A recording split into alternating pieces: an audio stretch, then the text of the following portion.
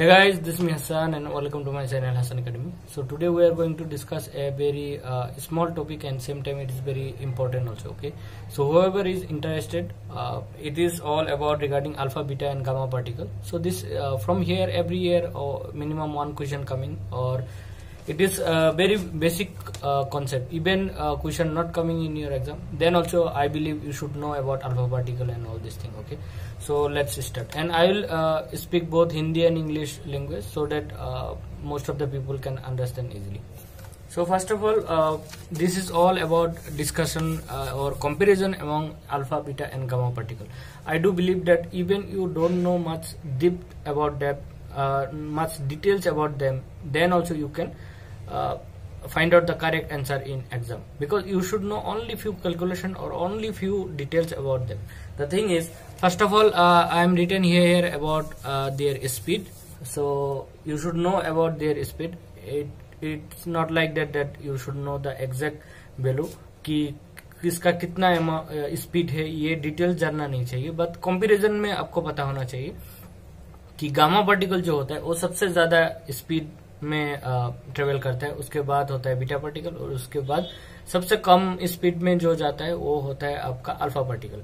और same time ये सब उनका मास के ऊपर भी डिपेंड है. ठीक है, अल्फा पार्टिकल का मास ज्यादा होता है, बीटा पार्टिकल का उससे कम होता है, और गामा पार्टिकल का नेग्लिजिबल होता है. It is only photon. ठीक है, सब कुछ 0 होता है, एटॉमिक नंबर और एटॉमिक मास सब कुछ 0 होता है. तो gamma particle is basically only photon, light का स्पीड के बराबर जाता है, और लाइट ही आप समझ सकते हो गामा पार्टिकल को, तब भी आपका काम बन जाएगा. अब देखो क्वेश्चन जो आता है, इस बार भी CSIR नेट में क्वेश्चन आया था यहाँ से, और पहले भी मैंने देखा है काफी फार्मा एग्जाम में भी यहाँ से क्वेश्चन आया था. और इवन 11-12 के बच्चे अगर देख रहे हो तो आपके लिए भी बहुत ज्यादा इंपॉर्टेंट है. उनके तो कैलकुलेशन आ जाता है कितना अल्फा पार्टिकल कितना बीटा पार्टिकल रिलीज हुआ है.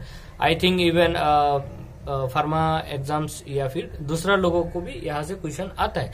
तो देखो एक क्वेश्चन यहाँ से कॉमन रहता है कि किसका कितना पेनिट्रेशन पावर है, या फिर कौन कितना पेनिट्रेटिंग अंदर ज्यादा पेनिट्रेट होता है, और नहीं तो इस तरह से पूछता है व्हिच इज मोर आयोनाइजिंग.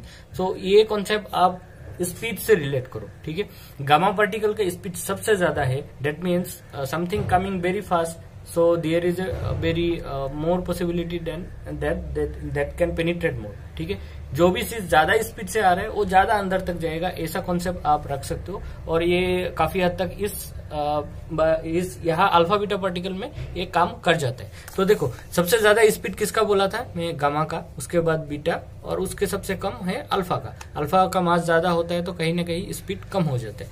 अब देखो पेनिट्रेटिंग जो पावर है वो भी सेम है, गामा का सबसे ज्यादा है, उसके बाद है बीटा, और उसके बाद है अल्फा. अल्फा बहुत ज्यादा हेवी होता है. अल्फा पार्टिकल के बारे में अगर आपको थोड़ा भी पता है, 2 हीलियम 4 2+ चार्ज होता है उसका, 2 हीलियम 4 होता है. हीलियम से आप मैथ्स करा सकते हो, आई मीन ऑलमोस्ट सेम होता है, सिर्फ हीलियम में 2 पॉजिटिव नहीं रहता, यहाँ से 2 इलेक्ट्रॉन निकल जाते हैं. अगर हीलियम न्यूक्लियस से आप 2 इलेक्ट्रॉन निकल दोगे तो जाके आपका अल्फा पार्टिकल ही बन जाएगा.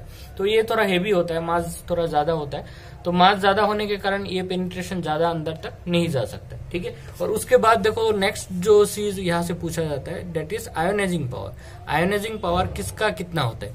तो अगर आपको पेनिट्रेटिंग पावर के बारे में पता है तो उस सीरीज को टोटली ऑपोजिट रिवर्स कर दो, यहाँ पे वही हो जाएगा आपका आयोनाइजिंग पावर. ठीक है, अल्फा का सबसे ज्यादा होता है, उसके बाद होता है बीटा, और गामा का सबसे कम होता है आयोनाइजिंग पावर. ठीक है, और इनका अगर डिटेल्स में और कुछ आपको पूछना होगा तो वो लोग पूछेगा, इस तरह से कुछ कैलकुलेशन देगा तो इसके बारे में पूछेगा. तो इसके लिए आपको ये तीनों चीजें थोड़ा बहुत पता होना चाहिए. बस एक लाइन भी पता हो तब भी आप जीपेट में 4 मार्क स्कोर कर लोगे, क्योंकि एक क्वेश्चन ही आएगा हार्डली, और वो क्वेश्चन आपका बन जाएगा. तो देखो अल्फा पार्टिकल क्या होता है, 2 हीलियम 4 होता है, या फिर 2 अल्फा 4 भी आप लिख सकते हो.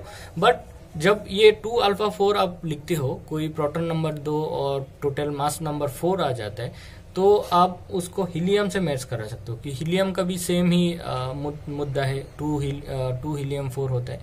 बट यहाँ पे आपको ज्यादा करेक्ट करने के लिए आपको 2+ लिखना पड़ेगा. ठीक है, तो this is 2 plus, you should write it, this is the most exact one. अगर आपका क्वेश्चन में एमसीक्यू में 4 ऑप्शन दिया हुआ है और वहां पे 2 हीलियम 4 भी दिया है एंड 2 हीलियम 4 ऊपर में 2 प्लस चार्ज, जिसको चार्ज बोलते हैं, 2 इलेक्ट्रॉन निकाल दिया, 2 प्लस चार्ज दिया है, तो आपको ये 2 प्लस वाला में क्लिक करना है। और अगर इस तरह का कोई ऑप्शन नहीं है, 2 हीलियम 4 और अलग अलग कुछ दे के रखा है, तो 2 हीलियम 4 इज ऑल्सो करेक्ट। तो ये डिपेंड करता है कि ऑप्शन कौन सा दिया हुआ है। अगर ज्यादा अप्रोप्रिएट वाला दिया है तो उसी में आपको क्लिक करना है, नहीं तो आपका गलत हो जाएगा। और उसके बाद देखो बीटा पार्टिकल में बेसिकली क्या होता है, बीटा पार्टिकल में तो आप नीचे एटॉमिक नंबर में 1 माइनस करना है, और गामा पार्टिकल कुछ नहीं होता, फोटोन होता है, बस 0 आप दे सकते हो, कुछ उसका रहता नहीं है। अब क्वेश्चन किस तरह से आता है, क्वेश्चन आपको आना चाहिए, और इसके लिए आपको थोड़ा सा जस्ट प्लस माइनस ही करना है, उसके अलावा कुछ नहीं करना है। आप पेज में देखो, ठीक है, पेज में ध्यान से देखो क्या लिखा हुआ है। सपोज x और नीचे दिया है 40 और ऊपर कितना दिया है 94, ठीक है। तो ये x कुछ भी हो सकता है, क्या है x, that is not important. Important है कि यहाँ पे फिल इन द ब्लैंक्स में आपको क्या पुट करना है। और उसके बाद देखो x से जाके y रिलीज हुआ, और y रिलीज होने के बाद नीचे एटॉमिक नंबर कितना है 38 और ऊपर एटॉमिक मास कितना है 90। डेट मीन्स अब आपको यहाँ पे क्या लिखना है, अल्फा रिलीज हुआ, बीटा रिलीज हुआ, क्या हुआ, अब किस तरह से फाइंड आउट करोगे। तो उसके लिए आपको क्या करना है, एक चीज हमेशा याद रखो, इसको हमारा लेफ्ट साइड मान लो, ये राइट हैंड साइड, ठीक है। तो लेफ्ट हैंड साइड में जो आपका एटॉमिक नंबर है वो हमेशा राइट हैंड साइड का एटॉमिक नंबर से इक्वल रहेगा, और एटॉमिक मास जो भी है ऊपर का वो भी हमेशा इक्वल रहेगा। तो देखो यहाँ 40 है, यहाँ 38 है, डेट मीन्स कितना कम हो रहा है, 2 कम हो रहा है। तो आप यहाँ पे 2 लिख सकते हो, 2 नीचे कम हो रहा है, और ऊपर में कितना था 94 था, और 94 से जाके 90 बन रहा है, डेट मीन्स 4 इज रिड्यूसिंग, 4 कम हो रहे हैं। तो डेट मीन्स 2 और 4 हो गए।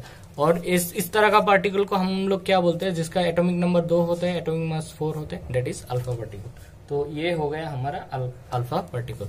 तो ये अल्फा पार्टिकल का बारे में यहाँ पे पूछा गया, तो यहाँ पे क्या रिलीज हुआ पूछने से आपको बोलना है अल्फा पार्टिकल। अब क्वेश्चन इस तरह से आ सकता है कि कितना अल्फा पार्टिकल रिलीज हुआ, तो यहाँ पे तो एक ही हुआ। अगर कहीं पे आपको ऐसा दिख रहा है कि नीचे जो एटॉमिक नंबर है वो 6 कम हो रहा है, डेट मीन्स 3 अल्फा पार्टिकल यहाँ पे आ सकते हैं। और सेम टाइम आप ऊपर देखो 4:3, डेट मीन्स 12 कम हो रहा है कि नहीं। अगर 12 एटॉमिक मास कम हो रहा है, डेट मीन्स 3 अल्फा पार्टिकल ही वहां पे रिलीज हो रहा है। तो सेम टाइम यहाँ पे दिया हुआ है और एक क्वेश्चन जिसका सेम मैंने लिख के रखा हूँ, एटॉमिक मास वगैरह। और यहाँ पे देखो उसमें क्या हुआ है, जो 40 के जगह में 41 हो गया, बट एटॉमिक मास चेंज नहीं हुआ, ठीक है। तो एटॉमिक नंबर 1 इंक्रीज हो गया, एटॉमिक मास चेंज नहीं हुआ, डेट मीन्स आपको क्या करना है 1 माइनस करना है। और नीचे 1 minus, that means atomic number -1 में किसका है, वो है बीटा पार्टिकल।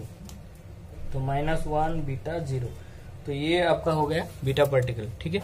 तो ये आपको पता रहना चाहिए। और लास्ट में मैंने सब कुछ सेम दे के रखा है, एक्स से वाई दोनों का atomic number and atomic mass is equal. But यहाँ पे क्या होगा, अब तो आप कंफ्यूजन में आ गए कि एटॉमिक मास और नंबर दोनों इक्वल है, फिर भी क्या रिलीज हुआ, डेट इज गामा पार्टिकल। को गामा पार्टिकल का कोई मास वगैरह नहीं होता, तो that is gamma particle, I mean photon release हुआ, ठीक है। तो ये सब आपको डिटेल्स में सीखना है। कभी कभी क्वेश्चन इस तरह से भी आ सकता है कि वहां से अल्फा पार्टिकल कितना रिलीज हुआ, बीटा पार्टिकल कितना रिलीज हुआ, और ऑप्शन में दे सकता है 3 अल्फा पार्टिकल 2 बीटा पार्टिकल, इस तरह का जो भी रहेगा। आपको सिर्फ आपका ब्रेन यूज करो और थोड़ा कैलकुलेशन करो, और जहां पे मैथ्स हो रहा है, total atomic number left side का राइट हैंड साइड से मैच हो रहा है और एटॉमिक मास मैच हो रहा है, डेट इज योर आंसर।